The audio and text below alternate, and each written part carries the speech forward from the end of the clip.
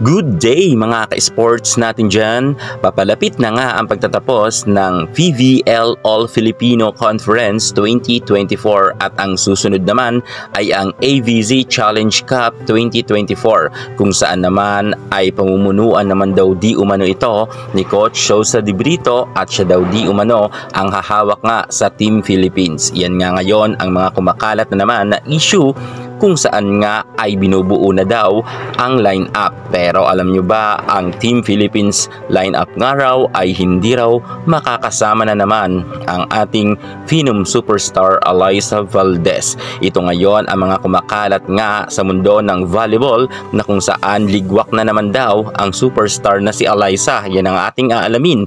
Bago ang lahat, subscribe ka muna. I-click ang ating notification bell para lagi kang updated sa lahat ng issues sa volleyball. At dahil nga nalalapit na ang AVZ Challenge Cup 2024 ay talagang nagpipili na naman daw ng mga isasabak para nga magrepresenta ng ating bansa, kung saan nga lumalabas nga na naman sa mga issue ngayon na hindi daw di umano isasama ang superstar na si Alyssa Valdez. Ito nga ngayon ang nakapost nga at ito nga ang kanilang sinasabi. Sa post nga sa isang FB page ay sabi nga ni volleyballista ng Pinas, AVZ Cup 2024, no Valdez, MOG said, dahil hindi siya pinili ni De Brito. Malalaman nga natin na kung saan ng nakaraan mga conference ay talagang hindi nga isinama noon ni Coach Sosa de Brito ang ating superstar Alyssa Valdez sapagkat nga mas gusto niya ang mga fresh, younger and taller.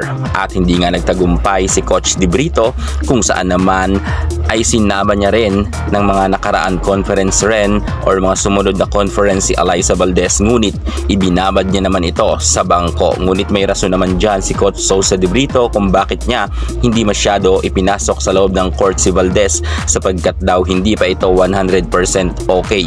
Pero marami naman mga nagsasabing mga fans ni Alyssa Valdez, bakit pa ito sinama sa Team Philippines kung hindi rin ito paglalaruin at ibababad lang ito sa bangko. At eto na naman nga muli ang issue sa ating Coach Sosa de Brito versus Alyssa Valdez. Mukhang hindi na naman daw di umano ito kukunin ni Coach Sosa de Brito para nga sa Team Philippines. Alam naman natin na si Alyssa Valdez ay isa nga sa mga inaabangan ng kanyang mga fans at kahit nga sa international ay sobrang dami rin mga tagahanga ni Alyssa Valdez. Ginusto nga si Alyssa Valdez ng kanyang mga fans sapagkat bukod sa mabait ito ay magaling pa.